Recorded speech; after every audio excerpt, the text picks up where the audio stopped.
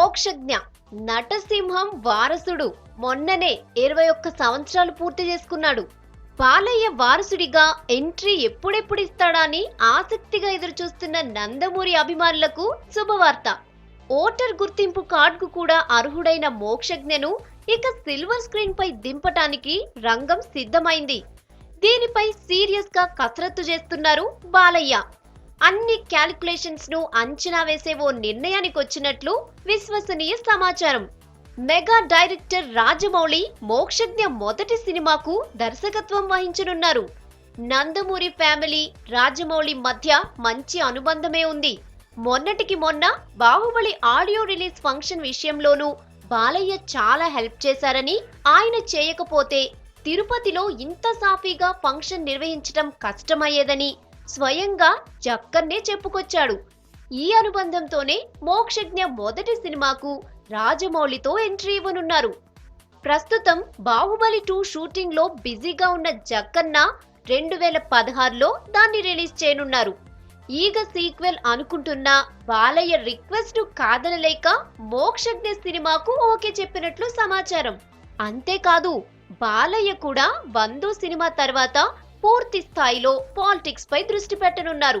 ఈ మేరకే ఇప్పటికే చాలా సంకేతాలు కూడా ఇచ్చారు. బాలయ్య 100 సినిమా రిలీజ్ కూడా 2017 సంక్రాంతికి అంటున్నారు. అదే ఏడాది దసరాకు మోక్షజ్ఞను సిల్వర్ స్క్రీన్ పై చూడాలని ఆశిస్తున్నారు బాలకృష్ణ. ముహూర్తాలు బాగా చూసుకునే ఈ హిందూపూర్ ఎమ్మెల్యే లక్కీ నెంబర్ కూడా 1. 2017 అంటే ఓవరాల్ గా 1 వస్తుంది. సెంటిమెంట్ పరంగా ఇది వర్కౌట్ అవుతుంది. 2019లో ఏపీ ఎలక్షన్స్ జరగనున్నాయి. అంటే ఏడాది ముందే ఎన్నికల రచ్చ మొదలవుతుంది. అంటే 2017 ఆగితే మళ్ళీ 2019 వరకు కుదరదు. ఈ ఈక్వేషన్స్ తో 2017లోనే ఎంట్రీకి డిసైడ్ అయింది నందమూరి ఫ్యామిలీ. ఎన్టీఆర్ స్థాపించిన సొంత బ్యానర్ రామకృష్ణ హార్టికల్చర్ స్టూడియోస్ పైనే నిర్మించాలని భావిస్తున్నారు. తండ్రి ఫుల్ టైం పాలిటిక్స్, కొడుకు వెండితెర హీరోగా బ్యాలెన్స్ అవుతుంది. ఇక 23వ సంవత్సరంలో ఎంట్రీ ఇప్పించాలని, అందులోనూ టీడీపీ అధికారంలో ఉన్నప్పుడే సినిమా విడుదలైతే 2 ఏళ్లలో కెరీర్ తీర్చిదిద్దడానికి టైం కూడా ఉంటుందనే నిర్ణయానికొచ్చారు. ఎన్టీఆర్ నట వారసుడు, నందమూరి వారసుడు, నారావారి అల్లుడుగా మోక్షజ్ఞకు కావలసినన్ని అర్హతలున్నాయి.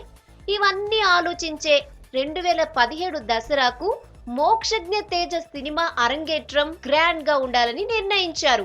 ఫిల్మ్ ఇండస్ట్రీ, టీడీపీలో జరుగుతున్న చర్చ ఇప్పుడు ఇదే.